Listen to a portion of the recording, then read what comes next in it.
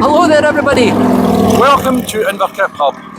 and welcome to 2025. Andy, here we are, and the sun is out. The sun's out, there's a bit of warmth in the sun as well, and it shows, it's shown over the last kind of 7 to 10 days, we've seen a real difference. Well, the Jetfire daffodils are out. They're fantastic so Andy, far, yeah. Andy, spring is here. Spring's here, spring's on the doorstep, Spring yeah. is sprung. Let's have a wee look. Let's have a wee wander around, see what's happening in the let's see garden. the colour. Here we go. Now have a look at that. Now these were planted up, these daffodils down here, Andy. Yep. These were planted up with the children at Inverkip Primary School. That was late last year, That wasn't it? was their secret mission. Yeah, is that the one I wasn't to know about? It's the one you weren't to know about, I think the secret's out. where the secret's out, where they planted them all in the ground to Yep. naturalise them. And they're the first ones up this year. They come up really strong. Well done, kids. Fantastic Thumbs up. job. Thumbs up. Did you remember rule number 1? They did. Plant it, water it. Well, let's go and have a look at the Jetfire. So these are standard. I think these are Carrollton daffodils. Is that the Carlton And variety? it's your general kind of, your standard Common or trumpet. garden, trumpet, six petals, Yeah. all outward pointing petals. And that's your classic. And that's about 40 centimetres. And they're just a single. It's a single trumpet. Just a There's single no trumpet, complication yeah. in the middle. It's just single trumpet with all the bits inside. But look at that. As you come round here, These ones- These are Carlton as well, are they? I think those ones are slightly different. There's a slightly different shade to them, I think, Very Andy. slightly shaped. Yeah. But if you come over here, have a look at these ones here. So Here's these the are Jetfires. other ones. Have a wee look at that one. These are Jetfires. What's unusual about those? They're bi-colour. They've got a different colour trumpet to different colour petal. And if you look at the direction of the petals, they grow back the way from the trumpet. Yeah. They're pointing back. I quite like them, Andy. Yeah, they're low growing as well, so they're the earlier ones. The daffodil, the later it flowers. Yeah. So your tete-a-tetes will be first, the Jetfires will be second. I like the Jetfires, though. They're Yeah. pretty, mate. They're a bit like me. Let's go and see what else is going on in the garden. We'll walk up here. Everybody's busy at work. Oh, we're all busy. The sun's out as well. Yep. It's lovely. Have a look at that. I love the way that we've got that naturalising and just going up the, Yep. the line. And they'll keep doing it more. Bumbles, look at the bumbles in here. Oh, have a look They're at this busy. fella. Hello, pal. Welcome to Not 2025. quite found the way into the plant yet. Oh, he's away there. Not And quite we've found his got way in work. here. We've got work going on up here. What's going on up here? The girls are busy planting in the green. These are snowdrops that have flowered. Right. When your snowdrops have flowered fully, you can dig them up, split a clump, put half the clump back in the hole you started with, Yeah. and move the next half of the clump somewhere else. That way you build up, build up, build up. Normally, snowdrops divide. The rule of thumb is 1.5 times a year. Yeah. So if you've got one bulb, by the end of the year you'll have 1.5 bulbs. By the end of the second year you'll have 2. When you've got double the size, lift them, split them in the green after flowering. Lift them, split them, replant half, move the other half. And if you don't have any snowdrops, or you have some but they're not fully established, you can actually buy them in the green as well. Yep. We've done here. We've done a great job here. Ailey and Marion have been really busy Ailey here. and Marion are doing a great job here. And what they're doing is they're just putting a fork in there and they're making a wee hole. And these are snowdrops that have flowered. And then this is them. Once they've flowered, you've just got the foliage. We'll pull one out. Let's have a wee look at that. Ailey can hold that. There you go, Ailey. And it just gives a wee idea of that's the snowdrop bulb. And that's the foliage. And that'll get planted in the ground in that wee hole in there. Ailey's going to put that in there. There we go. Push it down with your thumb. Firm it in. The foliage will die back, just naturalise in the ground. And next year, hopefully, We line you'll of have a snowdrop. line all the way over there. We've talked about yellows with daffodils, whites Yeah. with snowdrops. What about purples? You like Purples. You don't get purples at this time of year, do you? Oh yes, you do. Where? Right in front of you.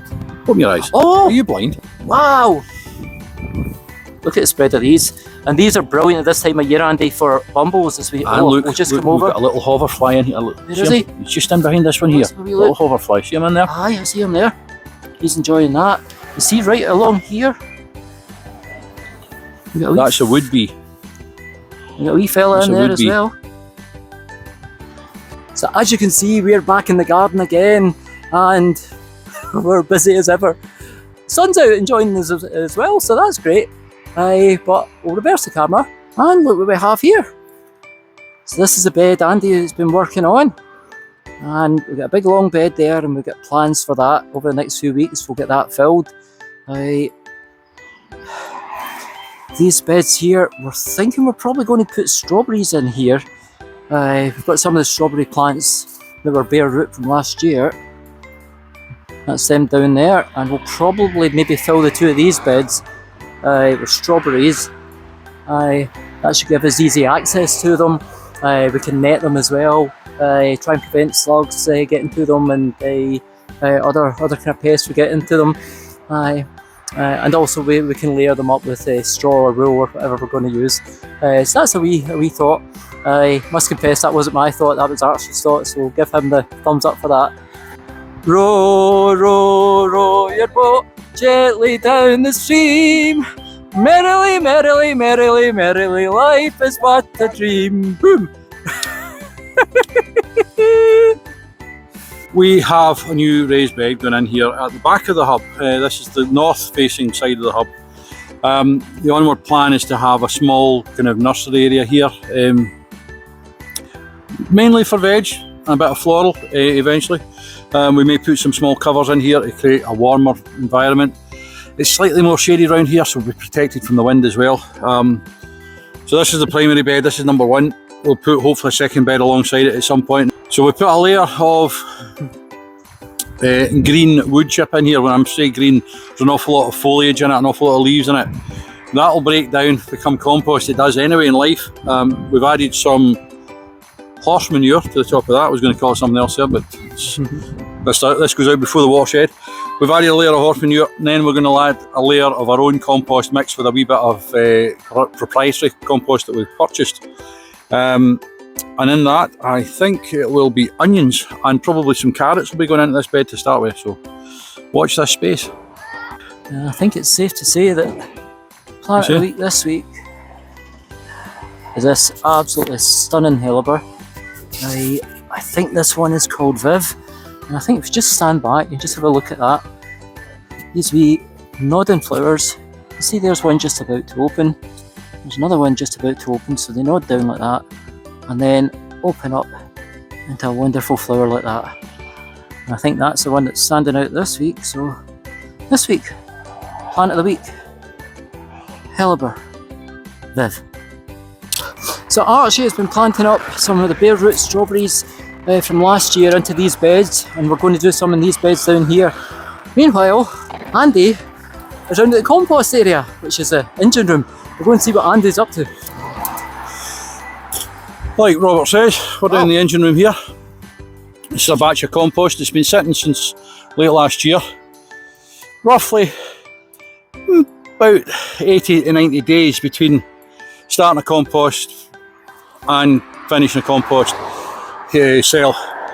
We turn it over at least 3 times. The way you tell the compost's working, its decomposition creates heat. And as the stuff's breaking down and turning, you're using microbial and fungal reactions to create the compost.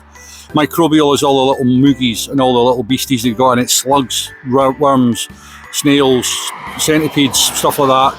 They're all eating away at the thing and they're pooping it out, as you know.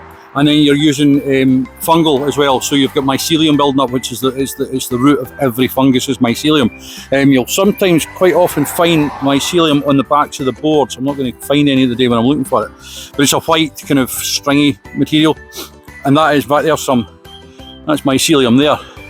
See this stringy material here? That's mycelium, and that is your fungal. So you're using the 2 different reactions inside the compost to break it down. And both of these reactions create heat. When the temperature drops, the reaction stops. So what you do is you turn it over again, because what's happened is they've eaten up all the nutrients that's there and they've used all the oxygen that's in it. So by digging it over, you're applying oxygen to it again, the reaction will start up again. As it breaks down, it gets finer and finer and finer every time. As you look, that bed's about 2 weeks old, it's not been turned yet. This bed's about 3 months old, it's been turned 3 or 4 times. And it breaks down in a really, we've got horse manure in there and you can't smell. Do you know the only thing I can actually smell off that? I can smell the coffee grounds that we put into it out here hours and hours ago. So this is all waste product that we're getting free. It's stuff from the garden, it's stuff from a local, from McCabe's, the woodcutters. The coffee grounds come from the little cafe in Inverkip Home Fresh in Gourock. The horse manure comes from a good friend of ours up the hill, supply free of charge, and he brings it down because they've got to pay to get rid of it.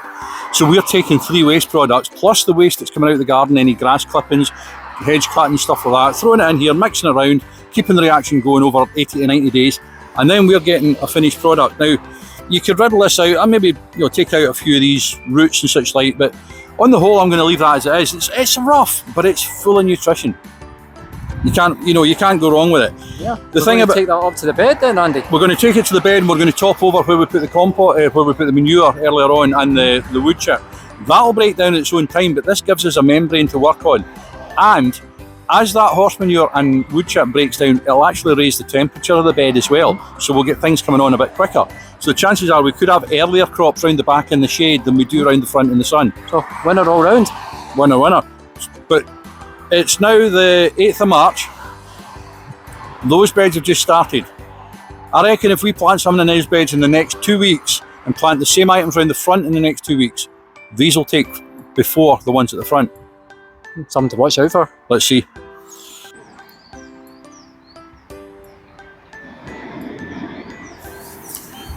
The light's changed a wee bit in the last kind of hour or so, and it's actually brought out the yellow in the daffodils, especially the jet flyer. It's almost like somebody's coloured them in with a highlighter pen, isn't it? That's what it is. It's that wee touch of orange. It just, even from so far away, you can just pick it out as a... And the definition between the dark green grass, well-watered grass, these very, very bright yellow and orange flowers. Whose idea was that? No idea. I'd like to shake that man by the throat. Well, it's another fine week, mate. That is it. And a good graft today, isn't it? Yeah, well done to everybody on side, everybody on the team. Holly's marked up all the signs ready for Spud Week. I have, yeah.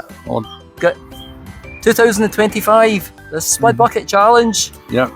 3 or 4 weeks time, watch out for that. Holly's daughter came along today, Isalt, and she's helped out. She trimmed back pruned some of the roses, fed them. Yeah, and she was just potting up some of the bare roots. So a lot going on this week. Another busy week. Really busy, busy. Haley and Marion have got all these. These snowdrops are brilliant. I can't wait to next year now. We've got 11 months to wait. 11 months to wait, but patience. Patience, yeah.